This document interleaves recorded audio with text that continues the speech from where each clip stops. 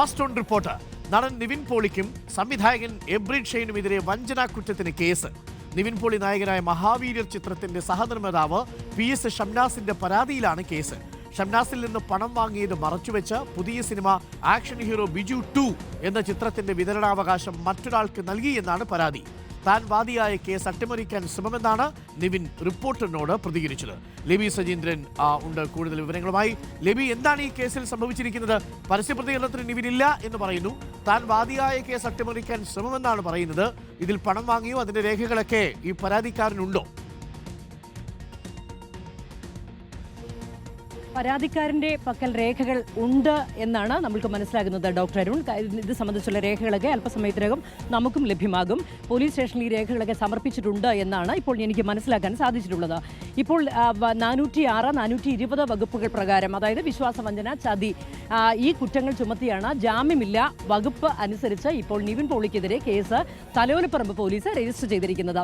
ഈ കേസിൽ പറയുന്നത്, നേരത്തെ മഹാവീര്യർ എന്ന നിവിൻ പോളിയുടെ ചിത്രത്തിന്റെ സഹനിർമ്മാതാവാണ് പരാതിക്കാരനായ PS ഷംനാസ്. ഷംനാസ് പറയുന്നത് ഈ എബ്രിഡ് ഷെയ്ൻ തന്നെ സംവിധാനം ചെയ്യുന്ന നിവിൻ പോളിയുടെ പുതിയ ചിത്രം, അതായത് ആക്ഷൻ ഹീറോ ബിജു 2 എന്ന ചിത്രത്തിന്റെ റൈറ്റ് PS ഷംനാസിന് നൽകിയതായിരുന്നു. അതിനായി 1,90,00,000 രൂപ കൈപ്പറ്റുകയും ചെയ്തു.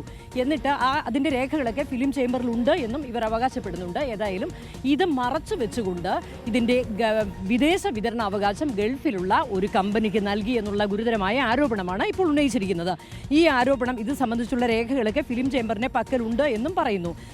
ഗൾഫിലെ വിതരണക്കാരിൽ നിന്ന് മുൻകൂറായി 2 കോടി വാങ്ങിയിരിക്കുന്നു. 5 കോടിക്കാണ് കരാറെന്നും ഇവർ പരാതിയിൽ പറയുന്നു. 2 കോടി മുൻകൂറായി വാങ്ങിയിരിക്കുന്നു എന്നുള്ള ഗുരുതരമായ ആരോപണമാണ് പറയുന്നത്.